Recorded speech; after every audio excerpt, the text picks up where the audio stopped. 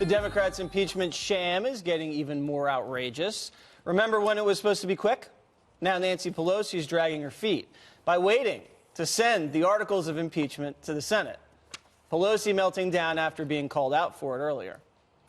Frankly, I don't care what the Republicans say. Not on this subject. I've said this is it. Any other questions on any of this? Anybody want to talk about Mexico Free Trade Agreement?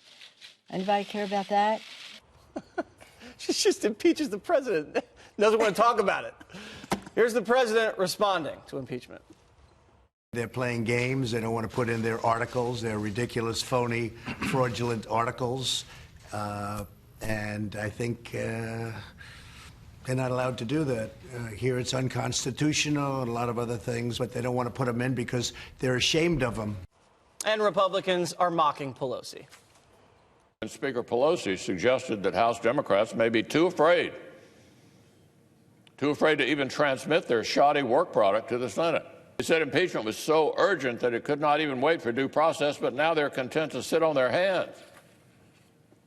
This is really comical. Now we have the own Speaker of the House who is so embarrassed that she admits the failure of this impeachment that she will not even send it to the Senate.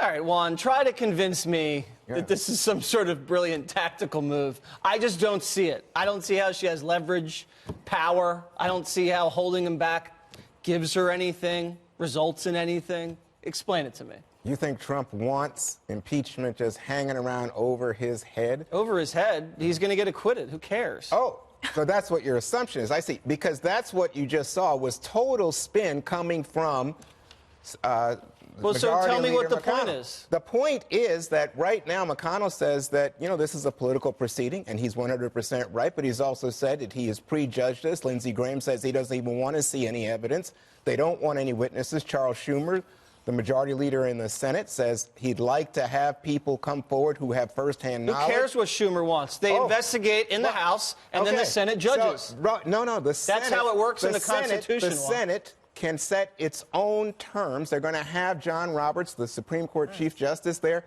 They can. And Schumer doesn't control the Senate. No, I agree. Republicans, just like Democrats control the House, Republicans. But you know what? There is a requirement, I think, that you have some sense of fairness and honesty. There wasn't fairness in the House, Juan. You're not getting it back. But I wouldn't say. But I don't. Juan can't explain why it's a brilliant strategy.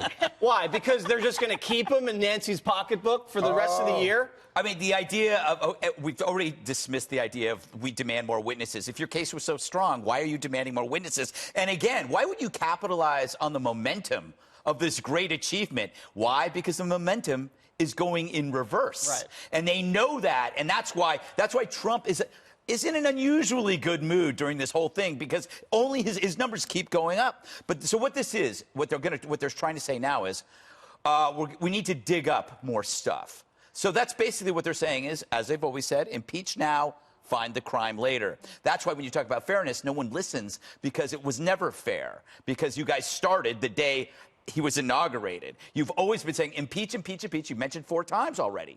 So. Yeah, I said no. I said they said that there are some people who raise this, and they said no to it. They were waiting. They were impeach now, find the crime later. That's Emily. You know what it looks like. Let's just bring Emily in a little bit. Hang on. Let me just respond to Greg on this, because I think when you say rush, remember John Bolton, and not only John Bolton, Mark Mulvaney. Yeah.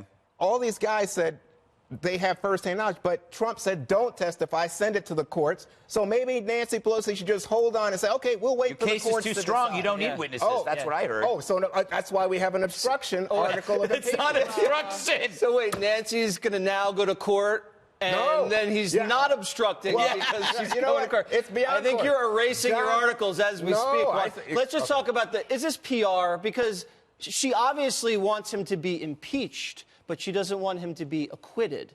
And that's the problem she faces. Which is just another reason why this is so preposterous and so transparent. Everyone sees through this game. It is gamesmanship. This is not actual seeking justice. You know, we're talking about fairness. How is it fair to hold on to these articles? It's literally in the Constitution, the 6th Amendment, that you have a right to a speedy trial. And yeah, this isn't a criminal defendant per se, but why, if we hold as a procedural matter, if we hold as Americans that it is so fundamental that it is processed quickly and efficiently, then all of a sudden she just decides to hang on to things, let alone that it's a two-step process. And her baton should pass now to the Chief Justice. And I think, we heard Majority Whip Rep. Clyburn today. He said, give him a fair trial and hang him. Yeah. Like nothing about that indicates that there's an actual commitment to fairness. Because if so, too, then that testimony would have been so crucial. Then, yes, we would have waited for the court's decision. And we would have been right? slow walked forever. But the evidence would have One been of the crucial. reasons the Democrats said they had to do this was because Trump was an imminent threat to the democracy in the upcoming 2020 election. What happened to the urgent threat? It's a pre-impeachment. Right. I have permission to make a sports analogy? Oh, my God. Permission granted. I've been trying to figure out, what am I missing? Nancy Pelosi, the Speaker of the House, is really smart, right? She's really strategic. And I feel like, am I missing something? Because it does seem like she has fumbled on the 1-yard line. Yes. That's my only. Very good. That was your analogy? I thought it was That's my sports good. analogy, and I have another point to make, which is that what they're telling the members that the consolation prize on the Democratic side is, well, now we get to go into 2020, and we will always be able to say that Donald Trump was impeached. Mm-hmm. And that's what they really wanted. They want to have that in the ads. They want him to be labeled that way. And they watered down the two articles so much that abuse of power could be... Every American thinks that every president abuses their Exactly. power. I mean, because we are Americans, we don't trust the power. I guarantee you, if Trump turns this in and starts selling merchandise with best president ever and impeached, he's going to he's going to make millions. Well, I think he's already doing that. But I would just say, with regard to Pelosi, you just say, oh, the Democrats, they're not doing anything but impeach. Well, look at the Mexican trade deal that went through, right? Yeah. Look at the deal in terms of the budget. On the 1-yard no, line, she didn't and then fumble. President Trump Remember picked you up said, the ball and ran it back 99 yards for a touchdown. Wait a second, Dana. You said, oh, you know what? Let her The win, Democratic Juan. moderates, they're going to have trouble the third. Look at that. All the moderates, they got on board. Who's leaving? Okay. Mark Meadows. All right. Five Republicans just this month. Wait, no, New Jersey Democrat.